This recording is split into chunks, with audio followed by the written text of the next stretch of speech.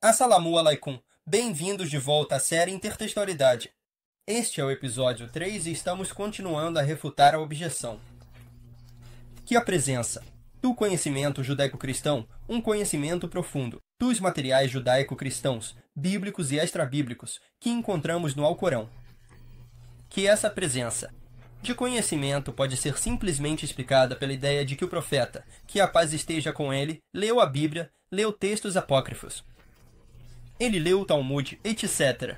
E ele colocou as coisas no Alcorão como se os livros fossem sua fonte de conhecimento.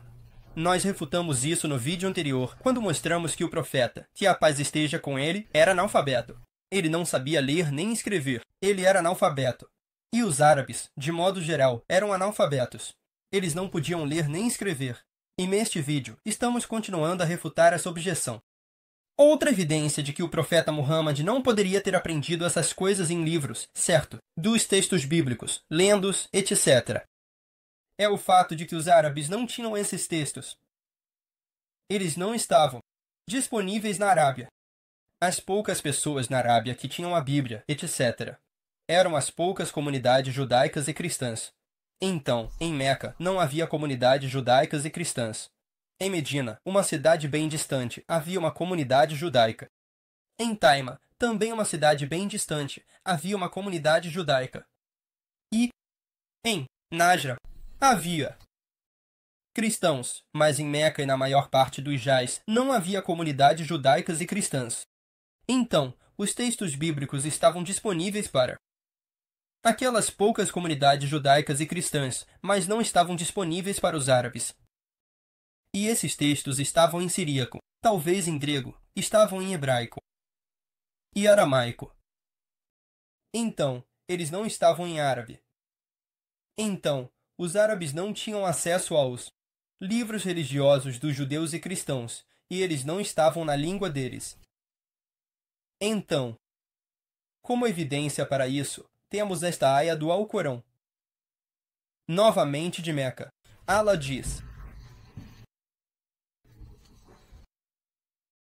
E não lhes demos nenhuma escritura que pudessem estudar, e não lhes enviamos, antes de ti, nenhum admoestador. Então, eles não tinham nenhum livro. Eles não tinham nenhuma Torá nem Evangelho para estudar. Outra evidência disso. Novamente. Ayah. Exatamente. Sobre aquele que fez o bem e foi generoso. De ###sim. E Meca. Olha, você não pode ser ele. Você não. Então, nós demos a Moisés a Escritura, completando nossa graça sobre aquele que fez o bem. E como uma explicação detalhada de todas as coisas, e como orientação e misericórdia, que, talvez, no encontro com seu Senhor, eles acreditassem. E este é um livro que revelamos, que é abençoado. Então, sigam-no, e temam a Allah, para que vocês possam receber misericórdia. E este é um livro que revelamos, que é abençoado. Então, sigam-no e temam a Allah para que vocês possam receber misericórdia. Você dirá que a Escritura foi enviada apenas a 2 grupos. Antes de nós, estávamos alheio ao estudo dele. Então, quem são esses 2 grupos? Nós o revelamos, para que você não diga que a Escritura foi enviada apenas a 2 grupos antes de nós, mas não tínhamos conhecimento do estudo deles. Então, quem são esses 2 grupos? Obviamente, judeus e cristãos. Então, o Alcorão está dizendo aqui que este livro foi enviado a vocês. O Alcorão foi enviado a vocês. Vocês, árabes, vocês mecanos. Para que vocês não digam, caso queiram arranjar uma desculpa, que sabe, no dia do juízo, vocês venham e digam, bem, nós não tínhamos nenhum livro. O livro era para os judeus, eles tinham seu livro, os cristãos tinham suas escrituras, nós não tínhamos nenhum livro. E nós não estávamos cientes do que eles estavam estudando. Então, caso os árabes venham com essa desculpa, no dia do juízo, o Alcorão foi dado a eles. Então, isso é uma prova clara de que eles não conheciam a Torá, não conheciam o Evangelho. Olha o que eles dizem aqui. Ignorávamos o estudo deles.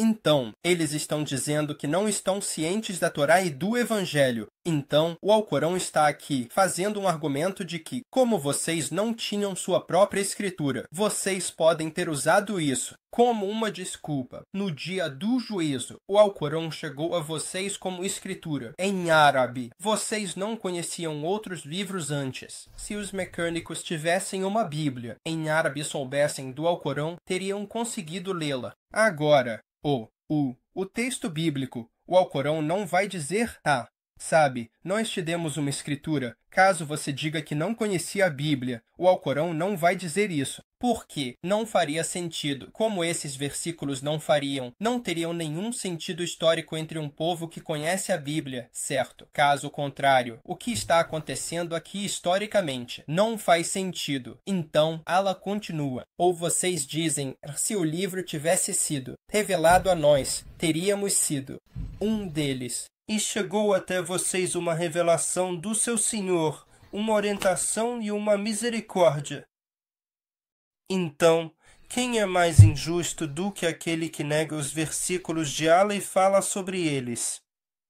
Nós recompensaremos aqueles que falam sobre os nossos versículos. Nós recompensaremos aqueles que se afastam de nossos sinais com um péssimo castigo, pelo que costumavam se afastar. Ou para que você não diga, tivéssemos a Escritura, mais guiados, judeus e cristãos, agora chegou a vocês evidência clara do Senhor, uma orientação e uma misericórdia. Então, quem é mais injusto do que aquele que nega os sinais de Allah e se afasta deles? Nós recompensaremos aqueles que se afastam de nossos sinais com o pior dos castigos por terem se afastado. Então, isso era uma evidência clara de que os habitantes de Meca não tinham o texto bíblico e não tinham nenhum texto bíblico em árabe. Então, isso deixa claro que o profeta Muhammad não poderia ter aprendido os materiais judeu-cristãos da Bíblia, porque não estava em árabe e não estava lá em Meca para ele estudar. Outro ponto a ser destacado aqui é que não há evidência física da Bíblia existindo no Hijaz. Não é como se tivéssemos encontrado manuscritos da Bíblia daquela área que alguém pudesse dizer, olha, aqui temos um manuscrito da Bíblia pré-Islã, provando que a Bíblia existia na Arábia antes do profeta. Não existe tal evidência, e não precisa nem ser um manuscrito da Bíblia. Pode ser só um fragmento, né? Tipo, você tem um pequeno pedaço, um fragmento, onde só um pouco do Evangelho de Mateus está escrito, porque só um fragmento sobreviveu, né? Nada disso. E isso também se aplica à literatura extrabíblica, né? Porque sabemos que no Alcorão você não tem apenas histórias que estão na Bíblia. Também tem histórias que estão na literatura extrabíblica, né? Por exemplo, a história dos anjos se curvando diante de Adão, né? Mas não temos manuscritos, certo? Desses textos da Arábia, ou até mesmo fragmentos onde, você sabe, só um pouquinho da história está escrito em um fragmento. Nenhuma evidência física, certo? E se você pensar no primeiro episódio, né? Nós falamos sobre como os orientalistas dizem que os mequenses tinham uma cultura bíblica oral, certo? E eles apenas conheciam essas histórias oralmente. Nós refutamos isso. Nós mostramos que isso é ridículo, e há tanta evidência clara refutando isso. Mas se você pensar um pouco, a razão pela qual eles têm que afirmar que havia uma cultura bíblica oral é porque, na verdade, eles não têm nenhuma evidência física. Eles não têm nenhum manuscrito da Bíblia da época, ou qualquer fragmento que possam dizer, olha, encontramos esses fragmentos nos hiatos da Bíblia. Os árabes sabiam dos textos, sem evidência física. É por isso que eles têm que recorrer à ideia de que eles conheciam essas coisas oralmente. Outra razão por que eles têm que recorrer a isso é porque sabemos que os árabes não podiam ler, nem escrever. E, a propósito, na verdade, os orientalistas concordam que a Bíblia não foi traduzida para o árabe antes do Islã. Então, vamos dar uma olhada em algumas referências. Então, isso é do Sidney Griffith, um orientalista, em seu livro A Bíblia em Árabe, as Escrituras do Povo do Livro na Língua do Islã. Ele escreve: no capítulo 1, assim como no caso cristão, não há nada convincente. No capítulo 1, Então, ele escreve abaixo, ou de uma parte dela é que não há prova genuína da existência de versões árabes da Bíblia nesse período, que foram iniciadas por judeus. Então ele menciona a conclusão um tanto contraintuitiva que surge aqui.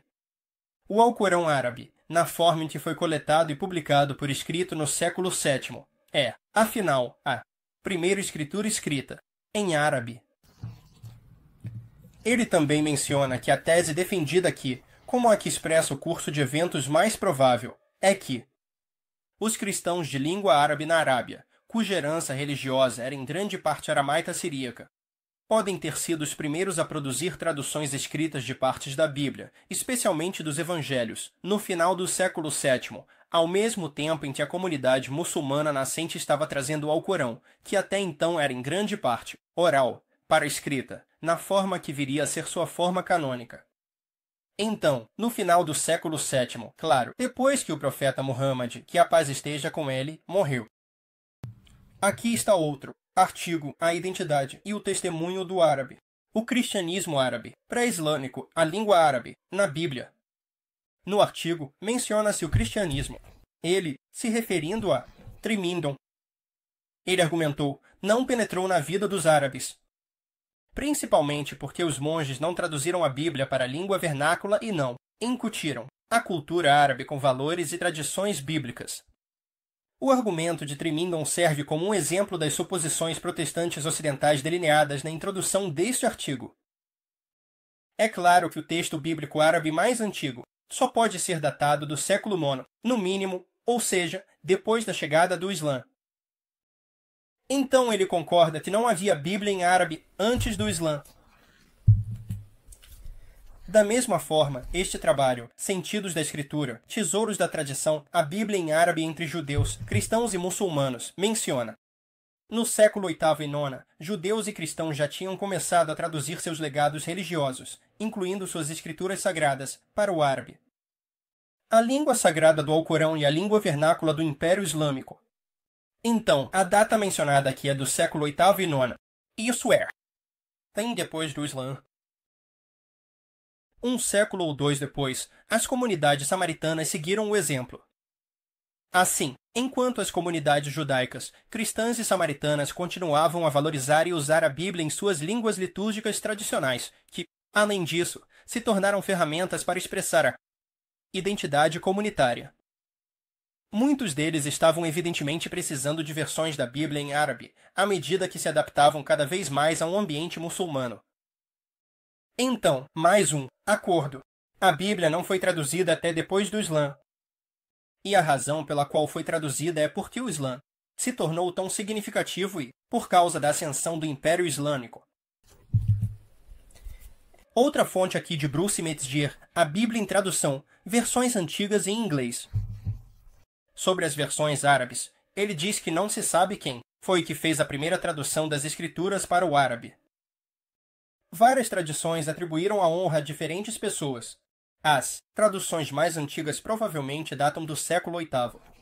De novo, tem depois do Islã. E isso é só a Bíblia. E quanto aos textos extra-bíblicos? Bom, como exemplo, vamos pegar o Talmud. Como vemos aqui neste artigo de 2012, diz que o Talmud babilônico foi traduzido para o árabe. Como você pode ver aqui no artigo, o Talmud babilônico foi traduzido para o árabe em 2012, apenas 10 anos atrás.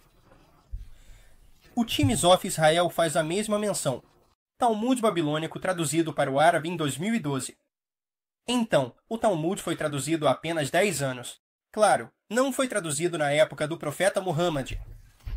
Então, o fato de que não havia escritura para os árabes, não havia Bíblia em árabe, e a Bíblia, que existia na Arábia, estava apenas entre as poucas comunidades judaicas e cristãs que não viviam em Meca. E a maior parte do Hijaz, só em Medina, Taima, Natra. O fato de que a Bíblia não estava em árabe, o fato de que os mecânicos não podiam ler e escrever, o fato de que o profeta Muhammad não podia ler e escrever, deixa bem claro que o profeta não pôde aprenderam a tradição judaico-cristã, lendo a Bíblia e textos extrabíblicos como o Talmud. Na verdade, essa explicação falha. Ela falha e não faz sentido. E parece claro que essa é uma explicação terrível. E isso novamente fortalece nosso argumento de que a explicação de como esse conhecimento está no Alcorão é que ele vem de Allah.